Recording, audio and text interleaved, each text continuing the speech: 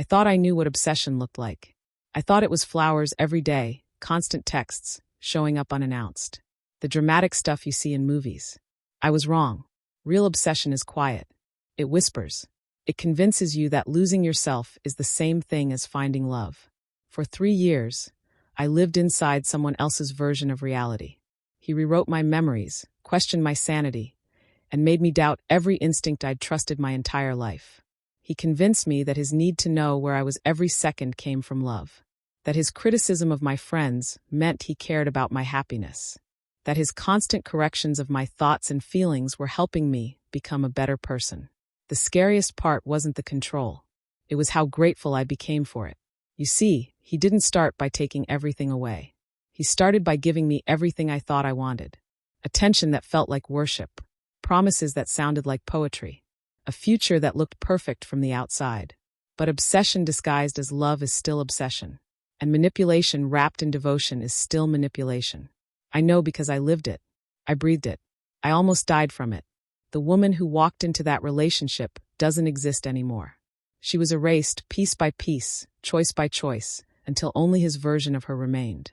What you're about to hear is how that happened. Not just to me, but to thousands of women who mistake possession for passion, control for care. This isn't a story about obvious red flags or clear-cut abuse. This is about the gray areas. The moments when your gut tells you something is wrong, but your heart wants so desperately to believe it's right. This is about how smart, strong women lose themselves to men who see them as projects instead of people. How love becomes a weapon. How your own mind becomes your prison. But it's also about something else. Something they don't want you to know. You can find your way back.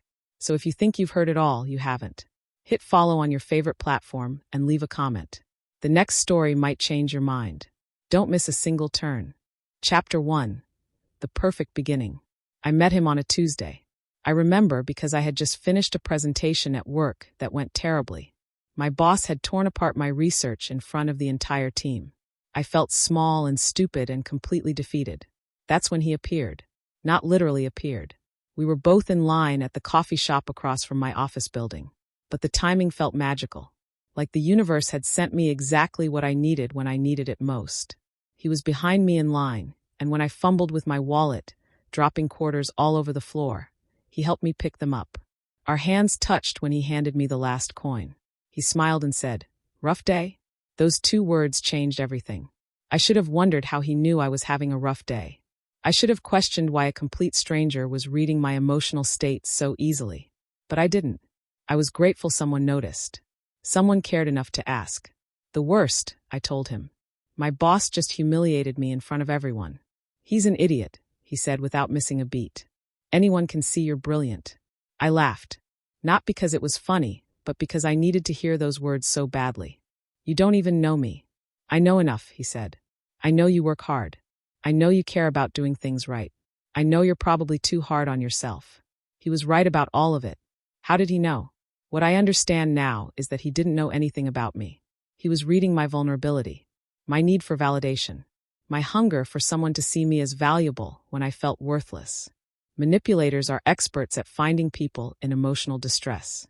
They look for the walking wounded, the ones whose defenses are down, the ones who are grateful for any kindness, no matter where it comes from. I was perfect prey. We talked for 20 minutes in that coffee shop.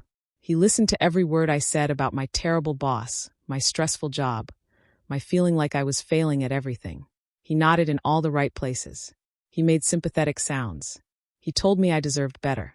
By the time we parted ways, I felt like I had found my person, the one who truly understood me. He asked for my number. I gave it to him immediately. "I'm going to text you later," he said. "You seem like someone who needs to be reminded how amazing you are." My heart melted. No one had ever said anything like that to me. Within an hour, he texted. "Still thinking about our conversation. You're going to be on my mind all day." Then another text. "Your boss doesn't deserve someone like you." Then another. "I hope you know how special you are." By the end of the day, he had sent me 15 messages. Each one felt like a warm hug when I was cold. Each one made me feel seen and valued and important. Looking back, I can see the pattern. He flooded me with attention when I was emotionally starving.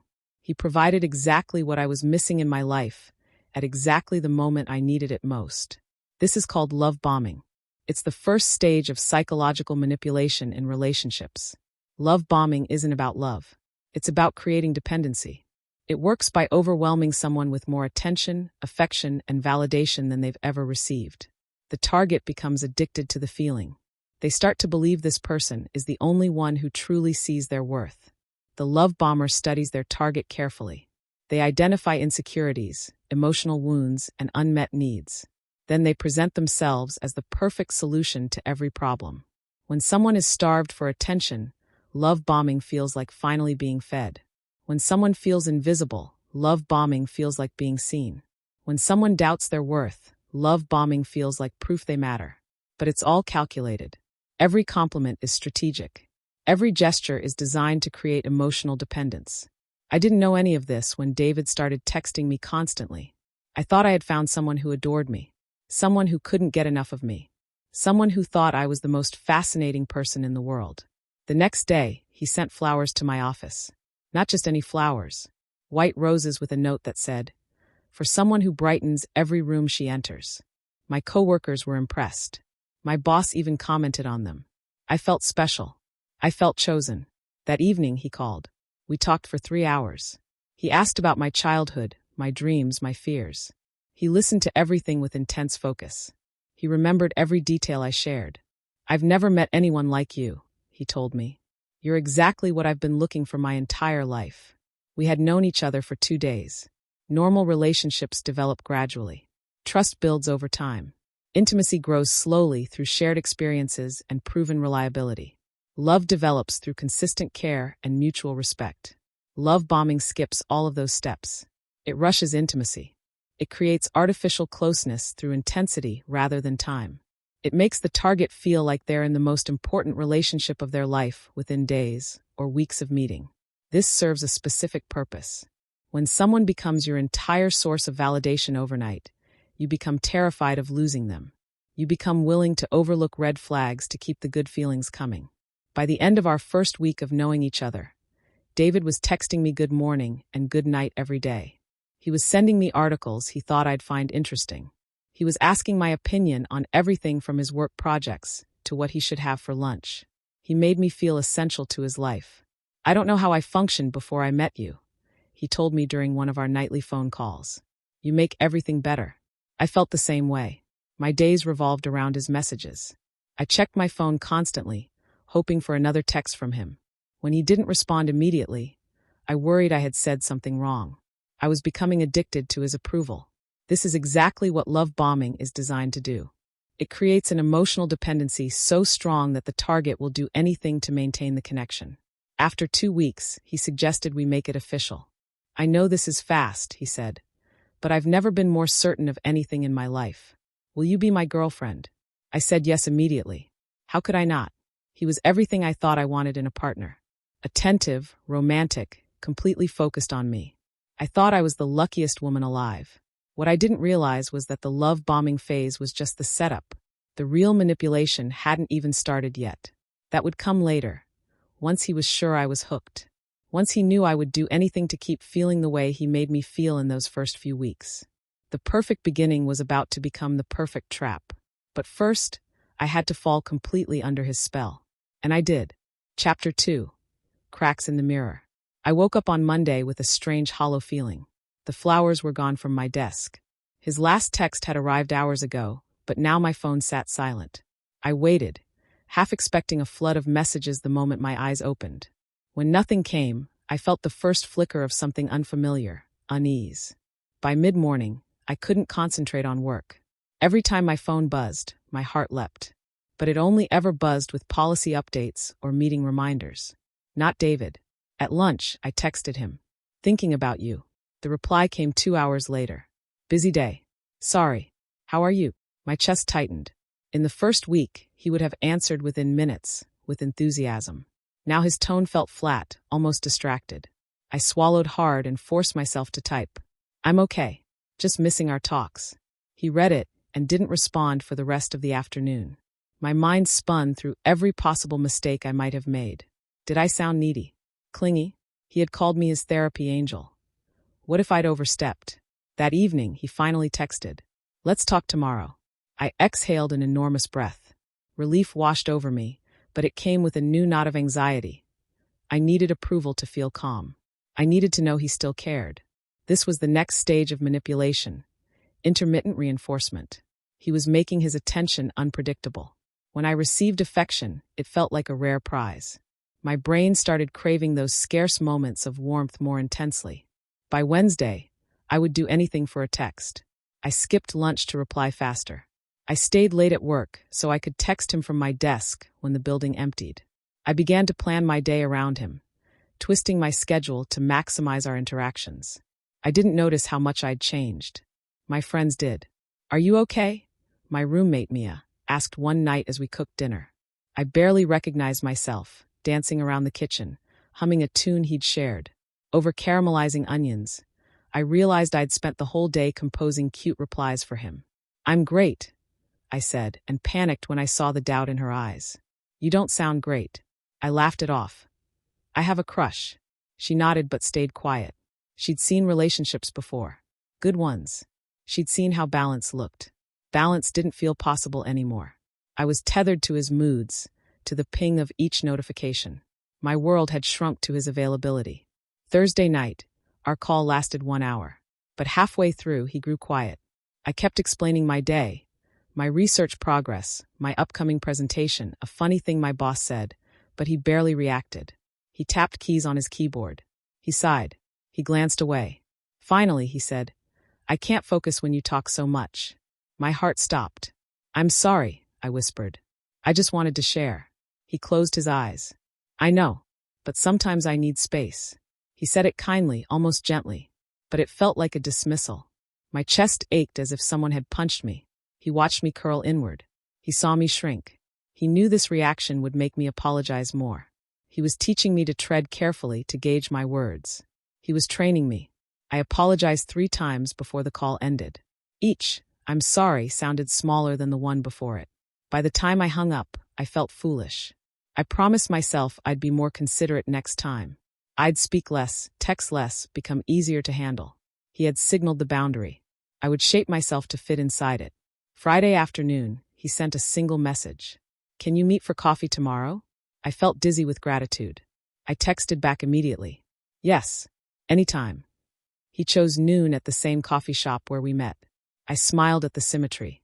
I practiced my response for hours. Confident, calm, engaged, but not too excited. Saturday morning, I dressed carefully. Jeans that fit just right, a blouse that complemented my eyes, my favorite necklace. I wanted to seem natural, unbothered. But inside, I trembled. I arrived early. The barista knew my order. I stared at the door, willing it to open. When he walked in, his expression was neutral, neither warm nor cold. He sat down and waited. I slid into the chair across from him, putting on a smile I hoped looked effortless. He nodded. Hey, I said softly. We sipped coffee in silence for a long moment. I searched for something to say, anything to break the stillness. My throat felt dry. Finally, he asked, "How have you been?" I launched into my week. The presentation I had prepped for, the issues I'd been troubleshooting, the small victory of cleaning out my inbox. I spoke with cautious enthusiasm. He nodded, eyes flicking to his phone more than once. After 10 minutes, he closed his palm around the mug. "This is nice," he said. "But can we do something more exciting next time?" My smile faltered. "Okay." He watched me. I realized he wanted compliance. He watched until he saw it. That was the lesson of Chapter 2. Manipulators use intermittent reinforcement and small punishments to sculpt behavior. They reward obedience and withdraw affection when boundaries aren't met. They teach the target to walk on eggshells and crave the next unpredictable reward. I left the coffee shop feeling a mix of relief and shame. Relief that nothing terrible happened. Shame that I felt relief. When someone controls your access to kindness, you'll sacrifice anything just to get it back. I was learning how to be small. Chapter 3. The Trap Tightens. Sunday morning sun filtered through my curtains, but I felt no warmth. My phone lay beside me silent. I reached for it, half hoping for his good morning text. Nothing. I tried to shake off the hollow feeling. I told myself I was stronger than this. I was starting to see his tactics. I reminded myself of love bombing and intermittent reinforcement. I thought I could protect myself. Then my phone buzzed. One message. Lunch tomorrow? That single ping made my heart leap. I texted back immediately. Yes. Where? He replied with a cafe I'd never heard of, tucked away in a quiet neighborhood. I agreed to meet. I could handle this. I would stay alert. Monday at noon, I walked into the cafe. It was small, dimly lit, with exposed brick walls. He rose when I entered, greeting me with a smile that didn't reach his eyes. I sat across from him. He ordered for both of us without asking. He chose my meal. When the waiter left, he leaned forward. I've got something to tell you. I braced myself. I have plans next weekend. A work trip. I'll be out of town. My chest tightened. Okay. He studied my reaction. I wish you could come with me. I blinked. You mean? He nodded. I have a spare room at my sister's place. You could stay. My mind raced. A weekend together sounded romantic. Cozy. Exclusive. Talk about intimacy. A chance to deepen our bond. But alarm bells rang first. We'd known each other barely a month. He was inviting me into his private family space. It felt like a test. I swallowed. Let me think. He nodded slowly. Sure. I left the cafe feeling dizzy. I wanted the intimacy he promised. I also feared the trap. That night, I researched intermittent reinforcement and grooming behaviors. I read survivor stories of partners who escalated control by isolating their targets on trips. I found accounts of friends disappearing for a weekend and returning fragile, silenced, cut off from their support networks. My rational mind screamed to say no. Yet my heart fluttered at the thought of being wanted, chosen, included in his life. Tuesday morning, I called Mia. I told her everything. She listened quietly. You need boundaries, she said. A first trip that fast is a red flag. I know, I whispered. But I also don't want to lose him. That's the point, she said gently. He's making you afraid of losing him. That fear is his power. I didn't answer. I hung up and stared at the phone for minutes. That afternoon, he texted. I'd love to spend the weekend with you. And no pressure. Only if it feels right. I hesitated hours before replying. Okay, I'll go. His response was instant. I'm so happy. You won't regret this. I packed a small bag that night. Clothes, toiletries, a book. I double-checked everything. I felt shaky. The next day, I caught the train to his sister's town. I scanned the platform, looking for him. When he appeared, his smile lit the station. He took my suitcase without asking and led me to his car. On the drive, conversation felt tense. He asked about my job, but interrupted whenever I spoke too long. He insisted on choosing the radio station. He steered the conversation back to him when I asked about his work. When we arrived, his sister greeted us warmly. She hugged him, then turned to me. Her expression was polite. Her eyes flicked to him, then to me, as if seeking approval. He introduced me as my girlfriend. The label landed heavy between us. That night, after dinner, he suggested watching a movie in his sister's living room. He dimmed the lights and settled behind me on the couch. I sat forward, and he reached around to pull me close. His body heat pressed against mine. My pulse raced. Part of me melted into the comfort. Another part recoiled, remembering Mia's warning. Halfway through the movie, he whispered in my ear, "Promise you'll never leave me." My breath caught. "I won't." He kissed my neck. I closed my eyes. I felt trapped by his need, by my own need to reassure him. I realized then, he wasn't inviting me into his life. He was isolating me. He was creating a world where I belonged only to him. That was the lesson of Chapter 3. Manipulators escalate control by isolating the target and leveraging fear of abandonment. They frame demands as requests wrapped in vulnerability. Each please tightens the rope. By the end of the weekend, I felt closer to him than ever, and more alone than I'd ever been. Chapter 4. Mirrors and Lies. Monday morning, I woke in a strange haze. The train ride back felt surreal. I had spent the weekend wrapped in his presence, yet I felt more empty than ever. He drove me to the station, quiet the entire way. No goodbye hug. No kiss. Just silence as the city blurred past. At the platform, he said, "Thank you for coming. I enjoyed it." His voice was neutral. I managed a small smile and thanked him too. Inside, I craved more warmth, more reassurance, but I kept it hidden. Back in my apartment, I checked my phone. No message. 2 hours passed before a text arrived. "I hope you got home okay." I replied immediately. "Yes." Thanks for everything. He read it and said nothing more. I stared at the screen, disappointment twisting inside me. In the past, I'd texted hours after dates and received long, affectionate responses. Now I had to settle for polite check-ins.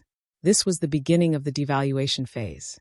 He had created an emotional high over the weekend, then left me alone without the constant validation I'd learned to depend on. The contrast felt brutal. By Wednesday, I found myself replaying every moment with him. Did I laugh too loudly? Talk too much about my weekend? Breathe too heavily when he kissed me? I questioned my every action. On Thursday, I called him. I wanted clarity, reassurance. He answered on the second ring. Hey, he said. Hey, I whispered. My voice trembled. I needed to say hi. I'm busy, he said clipped. Can we talk later? My chest tightened. Okay. I hung up. Guilt washed over me. How dare I interrupt his work? He was never too busy in the beginning. That evening, I drafted a long text explaining how I felt, confused, hurt, uncertain. I typed and deleted, then typed again. Finally, I pressed send. I don't understand why you've been distant. Did I do something wrong? I care about you. Minutes later, I saw the read receipt. But no reply. I stared at my screen until it went dark. My heart pounded. I chastised myself for sounding needy. I told myself I deserved better. I promised I wouldn't text him again until he reached out. 2 days later, Saturday afternoon, my phone buzzed with a single message. I'm sorry. I've been swamped. Work's hectic. I miss you. Relief and anger warred inside me. Relief for the apology. Anger for the silence. I texted. I miss you too. I was worried. He replied instantly. Don't worry. You're the last person I'd forget. Let's meet up tonight. He had shifted from distant to attentive in a heartbeat. That unpredictable swing felt intense. I felt like a yo-yo, bouncing between hope and despair. That night, we met at a quiet bar. He ordered my favorite cocktail before I sat down. His smile was warm, his eyes bright. I'm really sorry, he said softly. I shouldn't have left you hanging. It was thoughtless. I nodded, tears welling. It hurt. He reached across the table and squeezed my hand. I never want to hurt you. His apology was sincere looking. I forgave him. I wanted to believe him. As we talked, I noticed something odd. He dismissed my accomplishments. When I mentioned a recent work win, he shrugged. That's nice. Then he steered the conversation to his achievements. He recounted a promotion he'd received months ago, basking in his own praise. I blinked, surprised. In the beginning, he had praised every detail about me. Now he barely acknowledged my success.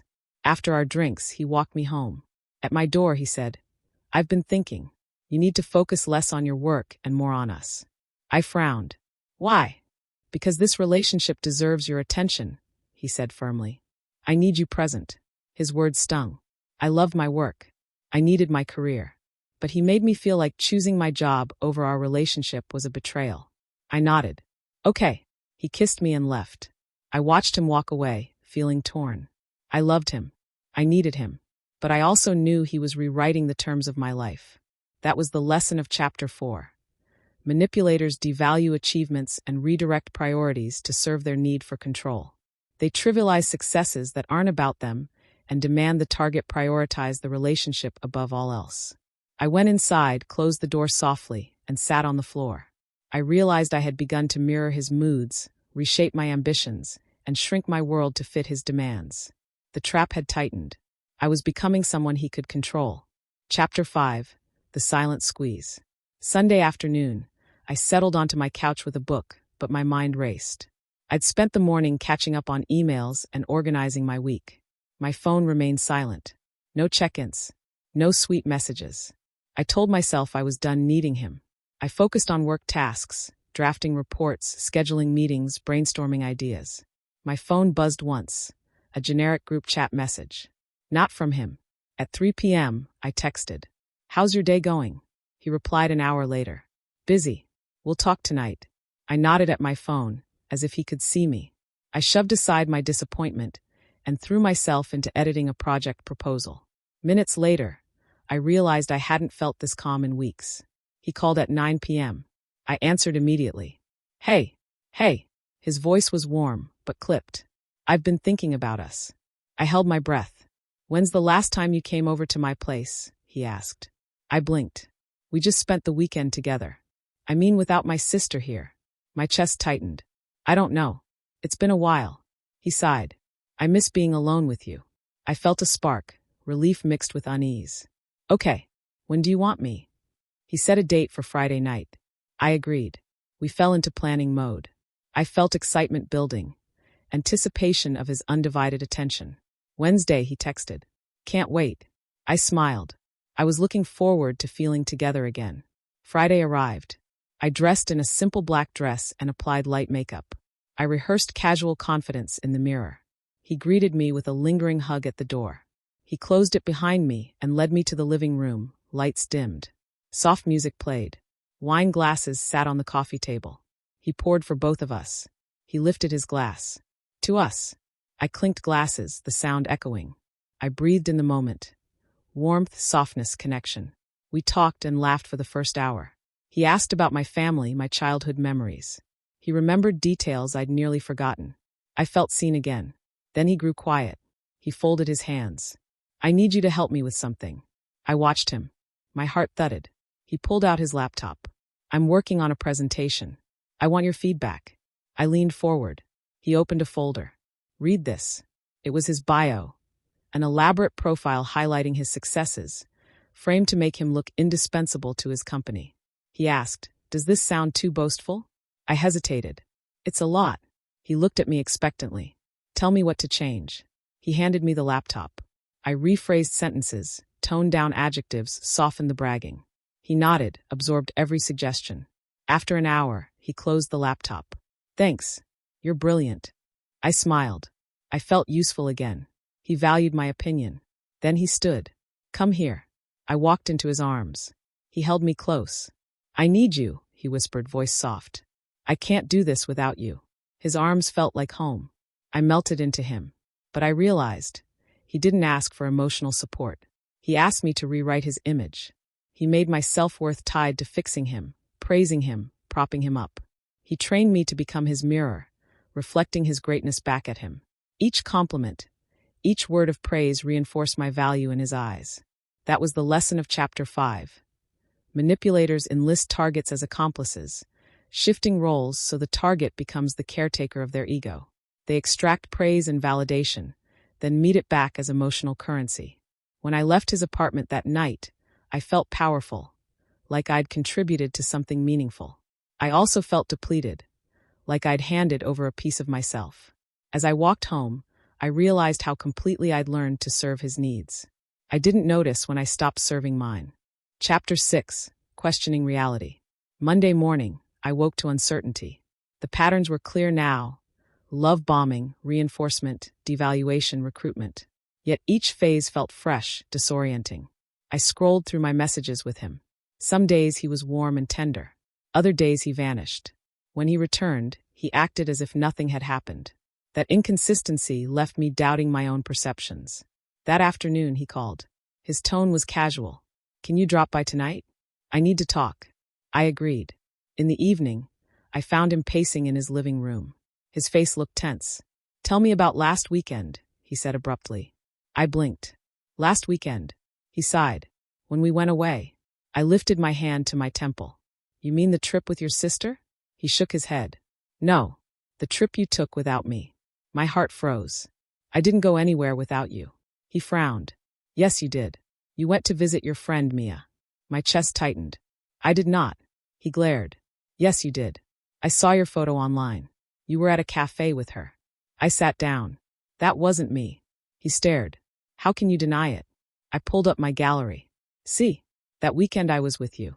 I showed him photos from his sister's house. He swiped them away. Those are old, he said. From the first time we hung out. I felt my face burn. You're accusing me of lying. He crossed his arms. I know what I saw. I felt dizzy. I never went out with Mia that weekend. He stepped closer. You must have. You lied to me. I backed up. Why would I do that? He pressed his lips together. I don't know. He turned away. When he faced me again, his eyes were cold. Maybe you're hiding something. I stared at him. I felt panic rising. My mind searched for proof of my innocence. I felt my reality slipping away. He spoke quietly. Maybe you enjoy lying. I shook my head. No. He raised his voice. Don't gaslight me. I stared at him, speechless. He accused me, then denied evidence. He blamed me. He told me I had lost touch with reality. That night, I lay in bed, replaying the conversation. I doubted myself. Could I have? Had I blacked out? Was I capable of such deception? The next day, I emailed proof of my location, work logs, building entry records, anything to clear my name. He read the email, tapped his fingers on the table, then said nothing. 2 days passed before he texted. Thanks for sending that. I exhaled. Relief surged. He believed me. That evening, he called. I'm sorry, he said softly. I shouldn't have accused you. My relief wavered. I wanted to believe him. I needed to believe him. He continued, I've been stressed. Work's overwhelming. I nodded, tears on my cheeks. I understand. He sighed. I don't want to doubt you again. I wiped my tears. I don't want you to doubt me. He sounded sincere. But I felt uncertain. I'd learned that apologies often led to more accusations later. That was the lesson of Chapter 6. Gaslighting makes you question your memories. It resets your confidence. When you prove your truth, the manipulator apologizes, restoring temporary trust. Then the cycle repeats, each time deeper. By the weekend, I found myself hesitating at every claim. I doubted my memory of meals, conversations, events. I recorded small details in a notebook. Times he called, messages he sent, my location each day. I felt exhausted. I had become my own detective. When he knocked on my door Saturday night, I met him with my notebook in hand. He eyed it warily. What's that? He asked. My journal, I said. I need to keep track. He forced a smile. I get it. He hugged me. I stiffened. I wanted comfort. I also feared becoming too compliant. That night, I closed the journal and slid it under my pillow. I realized I was preserving my reality, piece by piece. Chapter 7. Isolation's Embrace. Sunday morning, the sun felt distant. My world had narrowed to 4 walls and one person's messages. I hadn't seen Mia in weeks. I missed her, but I feared he'd question it. I arrived at work Monday weary. My colleagues' chatter about weekend plans sounded foreign. I nodded along, but inside I felt cut off. I tried calling Mia after lunch. The call went to voicemail. I pressed send on a text. I miss you. Can we meet? No reply. I tucked my phone into my pocket and forced focus on a client proposal. But every buzz made my heart race. Each silence felt loaded. That evening, he asked to video call. I want to see your face, he said tenderly. I hesitated, then opened the app. He leaned close to the camera, smiling. How was your day? He asked. I told him about work and my missed call with Mia. I watched his face as I spoke. It hardened. Stop calling her so much, he said quietly. I blinked. She's my friend. He closed his eyes. You don't need other people. I felt a flush of anger. Of course I do. He frowned. I just want you all to myself. His words came softly, but they hit like a blow. He framed my friendships as betrayals. He painted me as ungrateful for his care. I swallowed. I'll cut back. He nodded. Thank you. I logged off unsettled. I deleted the draft text to Mia. I told myself it was temporary. He'd come around. By Wednesday, I'd convinced myself I was protecting our relationship. I wanted harmony. I wanted him happy. Still, I longed for real company. I made plans, secret plans, with Mia to grab coffee Friday after work. I slipped it into my calendar without notice. Thursday night, he checked my calendar on my laptop. He'd borrowed it. What's this? He asked, pointing at the coffee icon. My heart lurched. It's coffee with a friend. He leaned back. With Mia? I nodded. He rubbed his forehead. Why are you going behind my back? I opened my mouth. He interrupted. I thought you promised to focus on us. My throat tightened. I did. I just needed a break. He sighed. A break from me? I realized then. He framed my need for friendship as rejection. He made me choose. I closed my laptop. I can't lose you. He stood and approached. Then don't. He held out his hand. I took it. I texted Mia. Sorry, rain check? My finger hovered over send. I deleted it. I stared at my phone. I wanted freedom. I wanted my friend. But I also wanted him. I pocketed my phone and sat beside him. I leaned into his shoulder. That night, I deleted Mia's number from my main contacts. I hid my calendar. I told myself I was doing it for love. That was the lesson of Chapter 7. Isolation is the core of control. Manipulators cut off support networks through disguised care and loyalty tests. Each for us builds the walls around you. I closed my eyes and listened to his breathing. I felt alone with him. Chapter 8. Promises in Fog. Monday, I woke with a weight in my chest. The apartment felt smaller. His voice echoed in my mind. You don't need anyone else. I missed my old life. That day I typed a journal entry. I wrote about my hunger for real connection. I wrote about the guilt that came each time I longed for my friends. I wrote that I felt trapped in a golden cage. That evening he called. He sounded optimistic. I have something to show you. I tried to muster enthusiasm. He invited me to his apartment. I agreed despite my exhaustion. When I arrived, he stood by the door holding an envelope. His face was soft, his eyes bright. What is it? I asked. He handed me the envelope. Inside was a printed invitation. We're going on a trip, he said. A real trip. Just you and me. I lifted my eyebrows. Where? He smiled. Paris. My heart pounded. Paris sounded like a dream. I imagined walking along the Seine. I imagined us laughing over pastries. He reached for my hand. I've always wanted to share it with you. I felt warmth spread through me. I nodded. That would be amazing. He pulled me close. Book your days off. We leave in 3 weeks. I hugged him back. I felt hope bloom inside me. Maybe this was the moment everything healed. That night, I researched flights. I listed Paris landmarks I wanted to see. I bought a guidebook. I felt excitement play against my fear. Over the next week, he asked about my plans. He seemed invested. He asked if I preferred the Louvre or Montmartre. He suggested we learn a few French phrases together. He acted like a partner in a real relationship. He painted a future that seemed possible. Then Tuesday night, he grew quiet on our call. He stared at me.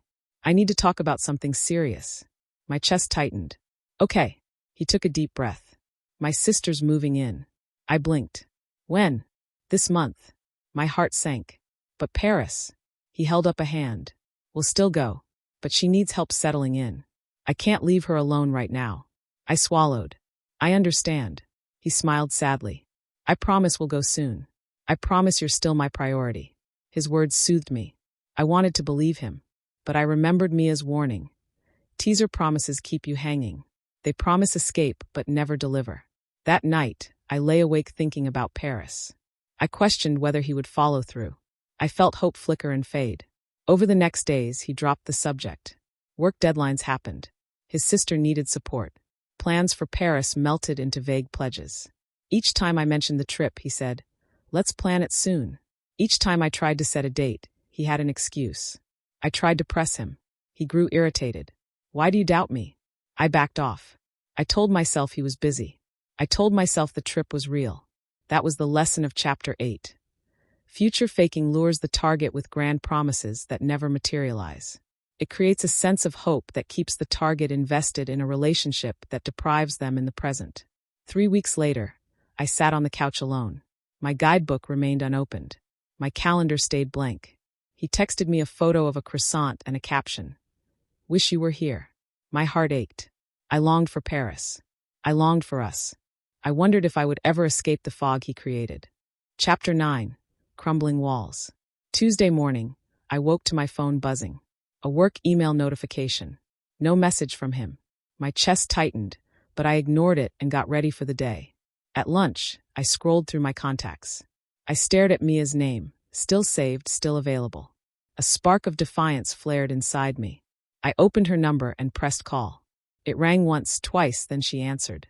Hey, she said, surprised. I need coffee, I said. Now. I'm free in an hour, she replied. Meet our old spot? Yes. I felt a rush of relief. I tucked my phone away and walked back to my desk feeling lighter than I had in weeks. That evening, I left work early and raced across town. Mia waved from a sidewalk table at the corner cafe. My heart raced as I slid into the seat beside her. I missed you, I said. I missed you too, she replied, her voice warm. We talked for 2 hours. I confessed everything, his patterns, the isolation, the gaslighting. I showed her my journal entries, my location logs, my calendar notes. She listened without judgment. She nodded and squeezed my hand. You're not crazy, she said. You're trapped. I exhaled. I know. She leaned closer. You need a plan. That night, I lay in bed replaying our conversation. I realized my walls were crumbling. The fog he'd built had gaps. I saw them now. Wednesday, I sent him a text. "I need a break." He replied instantly. "Where?" "From us." I hesitated, then typed. "I need to catch up with friends. I'll be back Saturday." He responded. "Okay, be safe." His tone felt neutral. No guilt trips, no pleading. I packed a small bag. I felt excitement and fear tangled together. Thursday morning, I met Mia at the cafe again. She introduced me to two friends, and we laughed. I felt the warmth of real connection, unfiltered and genuine. That afternoon, he texted, "How's your day?" I stared at the screen. For the first time, I felt no rush to reply. I set the phone aside and focused on my friends. By Friday, I had blocked his access to my calendar. I unfollowed him on social media. I deleted the location-sharing app he'd made me install. That evening, I sat on my balcony with Mia. The city lights twinkled. I realized I hadn't thought about him all day. I felt free. That was the lesson of Chapter 9. Recognizing the cracks in the fog allows escape. Real connections expose manipulation. Boundaries and support create the path to freedom. When I returned home Saturday, I found a single white rose on my doorstep with a note. "Miss you." I picked it up, smelled it, then dropped it into the trash. Chapter 10. Finding the door. Monday morning, I woke without dread. My phone lay silent beside me, no messages waiting. I felt unfamiliar peace. Over breakfast, I reviewed my plan. I'd set clear boundaries. No contact until I felt strong. I'd reconnect with friends. I'd resume therapy. I'd reclaim my life. That afternoon, I received a single text. "Are you okay?" My thumb hovered. I deleted the message. That evening, I met Mia and two other friends for dinner. We shared stories, laughter, plans. I felt the warmth of genuine support. When I returned home late, I found a voicemail. His voice soft and tentative. "Please talk to me." "I'm sorry." I pressed delete without listening. My breath stayed calm. I knew healing would take time. I might miss him. I might doubt my choice. I might feel lonely. But those were truths to acknowledge, not reasons to return. That night, I opened my journal. I wrote, "I choose me." I listed what I'd lost, friends, confidence, autonomy, and what I'd gained, clarity, strength, freedom. I closed the journal and placed it on my bedside table. That was the lesson of Chapter 10. The door to freedom opens when you choose yourself over fear. Recovery begins with boundaries enforced and self-worth reclaimed. I lay down, heart steady. Tomorrow, I would wake stronger. Chapter 11. Reclaiming my voice. Tuesday morning, I hesitated before opening my laptop. Work emails waited, but so did a blank document titled My Story. I'd avoided writing for months, fearing his judgments. Today, I decided to reclaim my voice. I opened the document and stared. Words felt heavy. I took a deep breath and began typing. I met him on a Tuesday. I didn't realize I was vulnerable. I thought I was fine. I wasn't. The words flowed, each keystroke lighter than the last. I wrote about love bombing, the texts, the flowers, the rush of attention. I described intermittent silence and gaslighting, the doubt, the notebooks, the fear. An hour later, I paused. My eyes burned.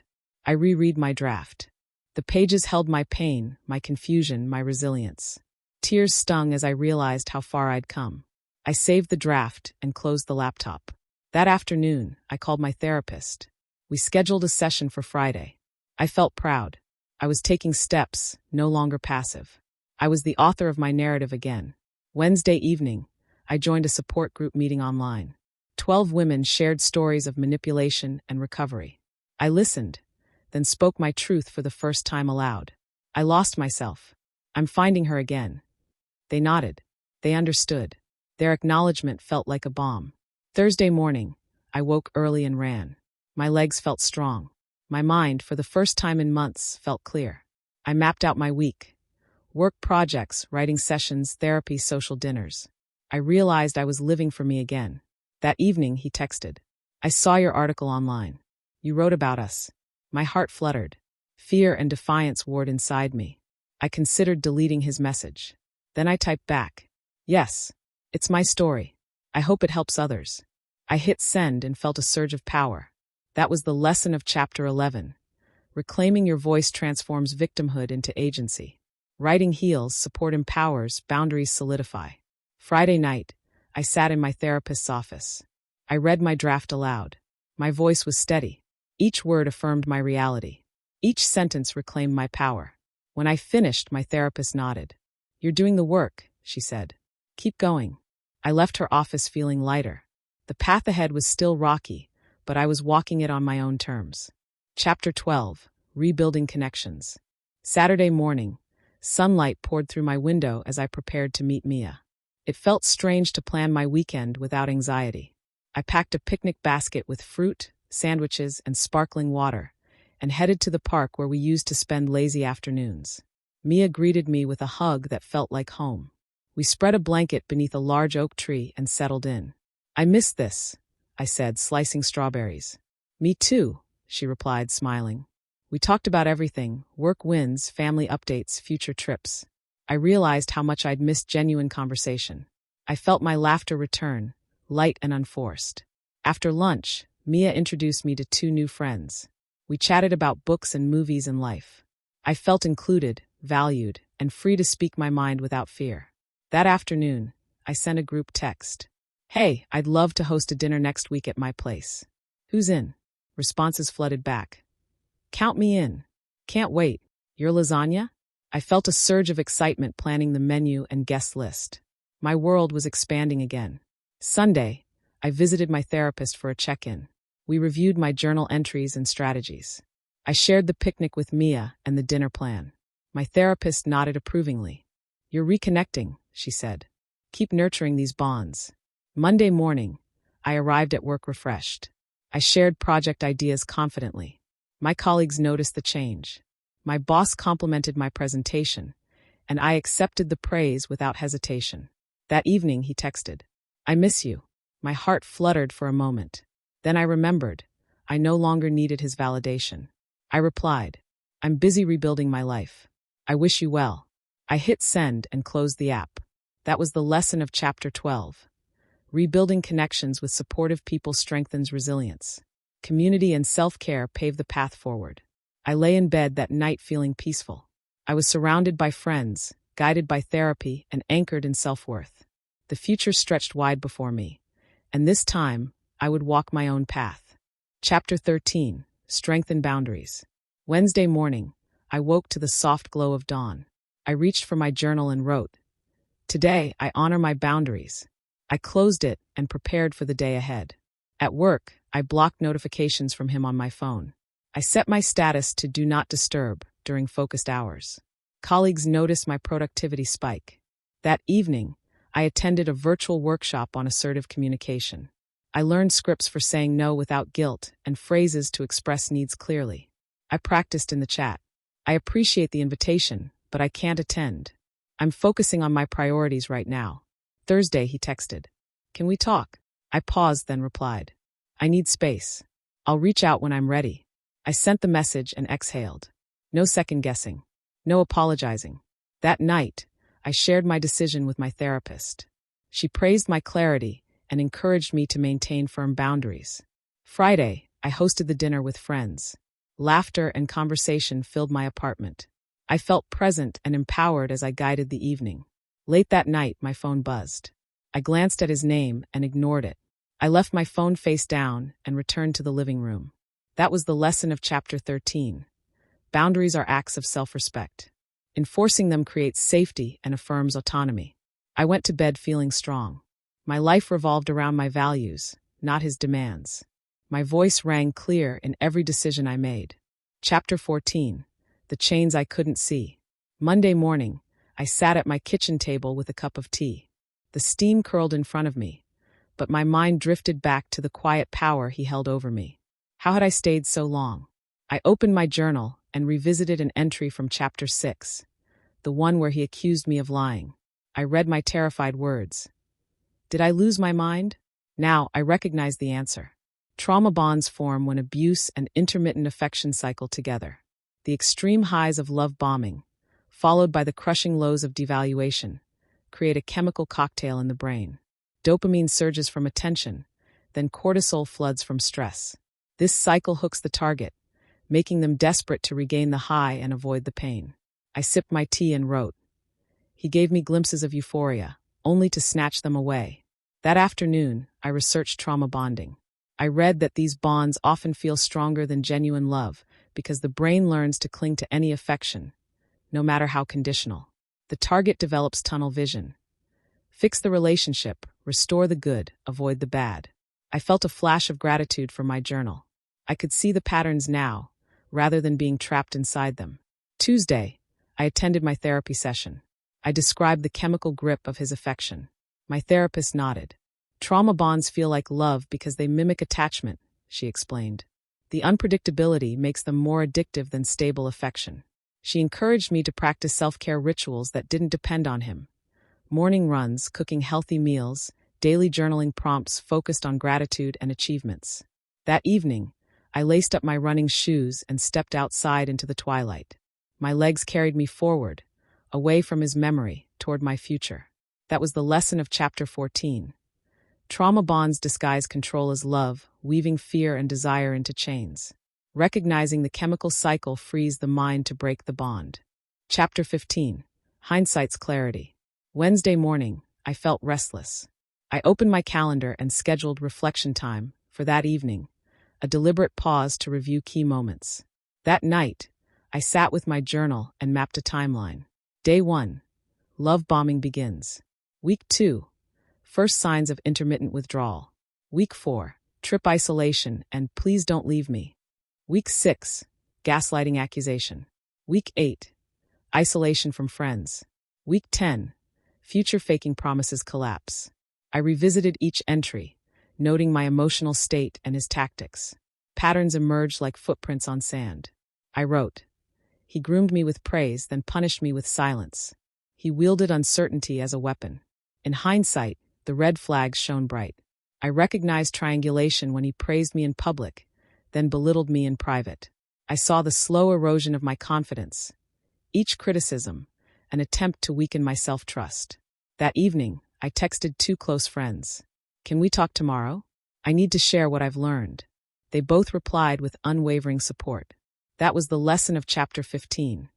Reviewing the past with clarity transforms regret into learning. Understanding each tactic disarms its power. Chapter 16. Standing my ground. Thursday afternoon, I sensed his presence again, an email notification, a read receipt on an old message. I resisted the impulse to check. That night, I received a text. I've been thinking. Can we talk? My first instinct was to reply. Then I paused. I opened my notes app and drafted a firm response. I'm not available to talk. I've moved on. I wish you well. I deleted it. I didn't want to engage. I didn't want his attempts to lure me back.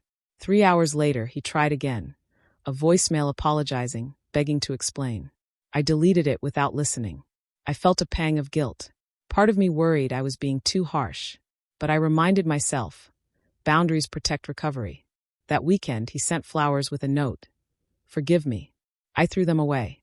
I wrote in my journal. His apologies are another tactic, devaluation reversed into love bombing. They erase responsibility, reset the cycle. That was the lesson of Chapter 16. Manipulators escalate apology tactics to regain control. Standing firm in boundaries thwarts re-entry into the cycle. Chapter 17. Trusting my instincts. Monday morning, I woke with renewed determination. I reviewed my list of warnings. Any sign of intermittent silence, devaluation, isolation demand, or future faking meant danger. That day at work, I encountered a new colleague who showered me with praise and personal attention. My old self would have welcomed it, but I recognized the pattern. Charm, rapid intimacy, insistence on my uniqueness. I forced myself to maintain professional boundaries. I thanked him politely, without sharing personal details. I watched his reaction. He backed off, slightly irritated. I realized, trusting my instincts meant saying no to all potential manipulators, not just him. That evening, I met Mia for dinner. I told her about the new colleague. She smiled. You're spotting danger now before it starts. I felt proud. I had rebuilt my inner radar. That was the lesson of Chapter 17. Regained instincts act as early warning systems. Honoring gut feelings prevents falling into new traps. Chapter 18. Foundation rebuilt. Wednesday, I reviewed my finances. I noticed expenses I'd never paid attention to. His gifts, the trips, the indulgent dinners. I closed my credit card. I set a strict budget.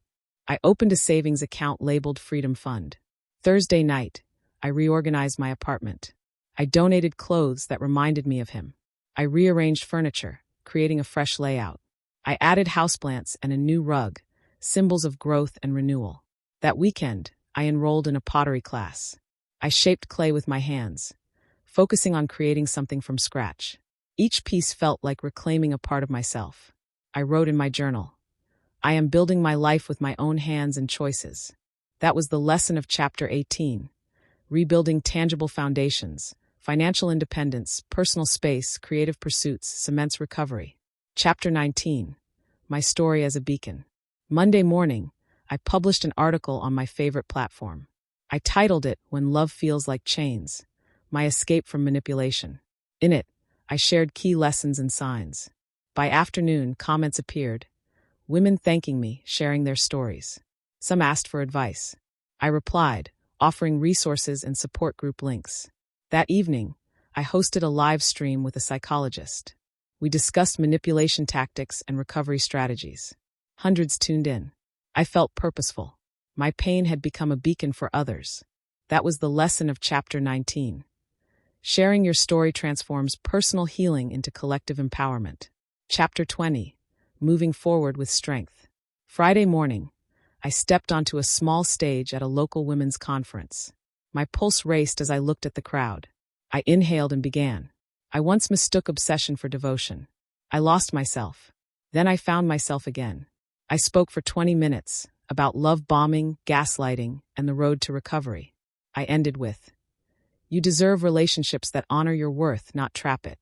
The audience responded with applause and tears. I felt a surge of pride and compassion. Afterward, women approached me, sharing stories, offering thanks, forging friendships. I realized I had become part of a community. Asterisk. That night, I celebrated with Mia and new friends. We toasted to resilience and new beginnings. I returned home and opened my journal. I wrote, I choose freedom every day. I closed it, turned off the light, and slept peacefully. That was the lesson of Chapter 20. Strength lies in choosing yourself, sharing your journey, and standing in solidarity with others. The door has closed behind me, but countless doors stand open ahead.